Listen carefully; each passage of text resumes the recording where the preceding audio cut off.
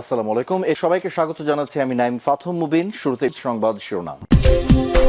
বাংলাদেশের সর্বশেষ গুরুত্বপূর্ণ আপডেট সংবাদে আপনাকে স্বাগত। শুরুতেই সংবাদ শিরোনাম, পরে বিস্তারিত। প্রথমেই জানাবো আমাদের হাতে থাকা সর্বশেষ গুরুত্বপূর্ণ সবথেকে তাজা আপডেট সংবাদ। জামাত আমিরের নিরাপত্তায় গানম্যান ও পুলিশ স্কোয়াড। জামাত ইসলামের আমির ডক্টর শফিকুর রহমানের ব্যক্তিগত নিরাপত্তা নিশ্চিতে অস্ত্রধারী দেহরক্ষী বা গানম্যান নিয়োগ দিয়েছে সরকার। একই সঙ্গে তার বাসভবনের নিরাপত্তার জন্য পোশাকধারী সশস্ত্র পুলিশ মোতায়েন করা হয়েছে।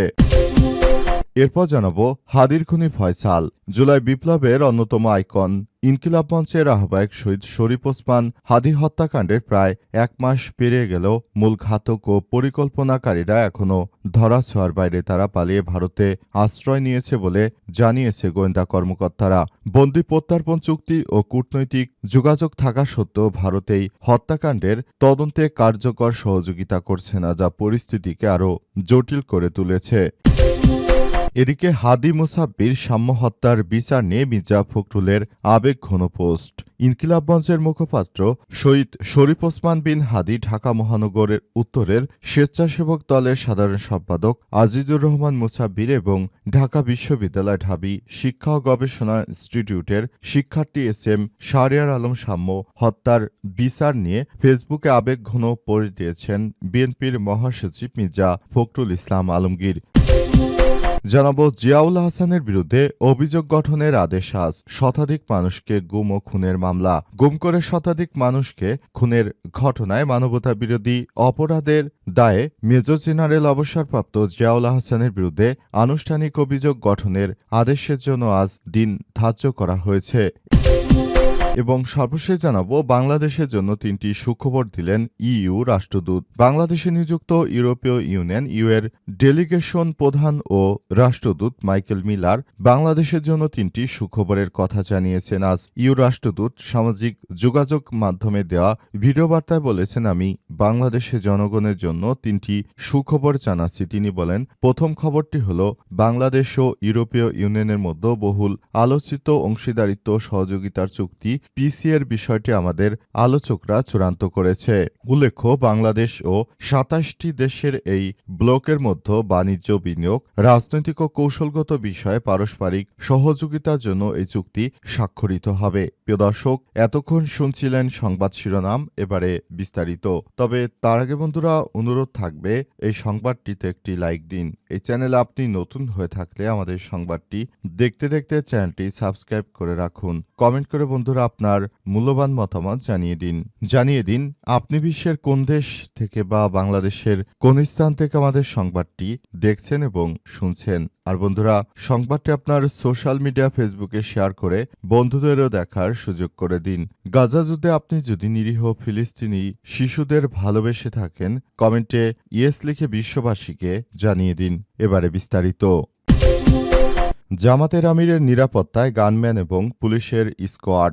বাংলাদেশ জামাত ইসলামের আমির ডক্টর শফিকুর রহমানের ব্যক্তিগত নিরাপত্তা নিশ্চিতে অস্ত্রধারী দেহরক্ষী বা গানম্যান নিয়োগ দিয়েছে সরকার। একই সঙ্গে তার বাসভবনের নিরাপত্তার জন্য পোশাকধারী সশস্ত্র পুলিশ সদস্যদের মোতায়েন করা হয়েছে। আজ এক প্রজ্ঞাপনে বিষয়ে প্রয়োজনীয় ব্যবস্থা নিতে পুলিশ সদর দপ্তরকে নির্দেশ দিয়েছে স্বরাষ্ট্র মন্ত্রণালয়। ওই প্রজ্ঞাপনে বলা হয়েছে, জামাতের আমির ডক্টর শফিকুর রহমান উচ্চমাত্রার নিরাপত্তা ঝুঁকি বা হুমকিতে বিদ্যমান। এ কারণে তার ব্যক্তিগত নিরাপত্তা ব্যবস্থা নিশ্চিত করতে গানম্যান নিয়োজিত করা এবং বাসভবনের নিরাপত্তার জন্য পোশাকধারী সশস্ত্র পুলিশ নিয়োজিত করার বিষয়ে প্রয়োজনীয় ব্যবস্থা গ্রহণের অনুরোধ করা হয়েছে।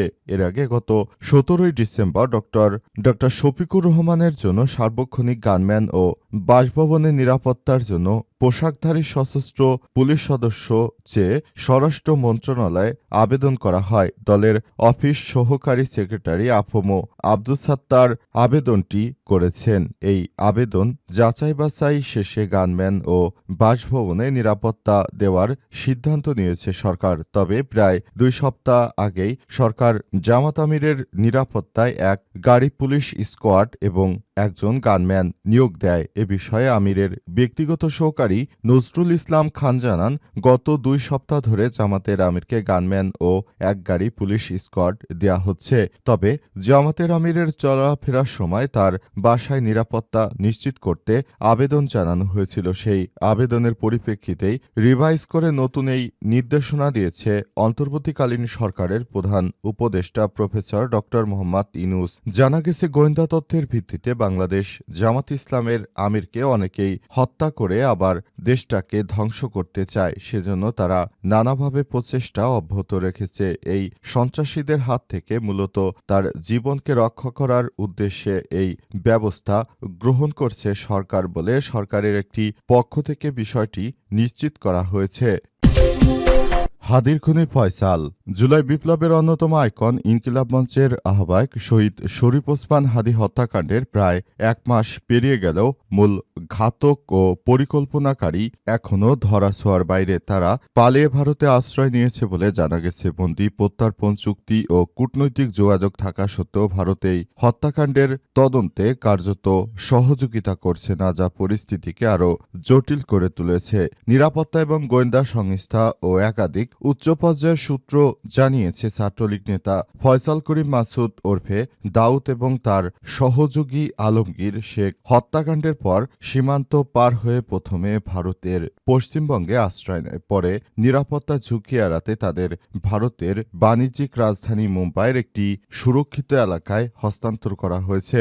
গোয়েন্দা কর্মকর্তারা মনে করছেন, মুম্বাইয়ের মতো বিশাল শহরে আত্মগোপন ও তুলনামূলক সহজ রাজনৈতিক যোগাযোগ, অর্থের যোগান ও পরিচয় গোপন রাখার সুযোগ থাকায় এই শহরে অপরাধীদের জন্য নিরাপদ আশ্রয়ের হিসেবে ব্যবহৃত হয়েছে। এই প্রেক্ষাপটে ফয়সাল দুবাই পালিয়েছে এমন তথ্যকে বিভ্রান্তিকর ও গুজব হিসেবে দেখছে সংশ্লিষ্টরা। পশ্চিমবঙ্গ থেকে মুম্বাই হস্তান্তর নিরাপত্তা সংশ্লিষ্ট একাধিক সূত্র জানিয়েছে, গত 28শে ডিসেম্বর ভারতের পশ্চিমবঙ্গ রাজ্যের স্পেশাল টাস্কফোর্স বা এসটিএফ 5 জন বাংলাদেশি নাগরিককে আটক করে।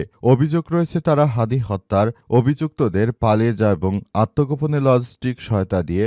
আটক ব্যক্তিদের মধ্যে রয়েছেন পলাতক আওয়ামী লীগ নেতা জাহাঙ্গীর কবির নানক, ব্যক্তিগত সহকারী মাসুদুর রহমান বিপ্লব, হাদি হত্যা মামলার চার্জশিটভুক্ত আসামি সাবেক কাউন্সিলর ও যুবলীগ নেতা তাইজুল ইসলাম চৌধুরী ওরফে বাপ্পি, ছাত্রলীগ নেতা রাকিবুল ইসলাম ও রুবেল, সীমান্ত এলাকায় মানব পাচারকারী ফিলিপস।